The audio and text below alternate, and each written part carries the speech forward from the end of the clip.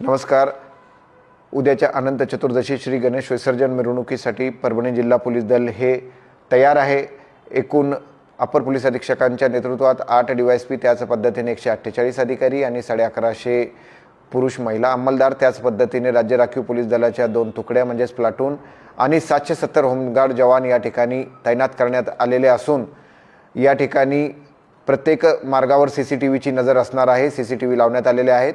तसेच एकूण 310 लोकांना जिल्ह्यातून तडीपार म्हणजे त्यांनी त्यांच्या तालुक्यात येऊ नये असे आदेश बजावण्यात आलेले आहेत आणि 632 इस्मांविरुद्ध प्रतिबंधक कारवाई करण्यात आलेली असून समाज माध्यमांवर आमची करडी नजर असणार आहे।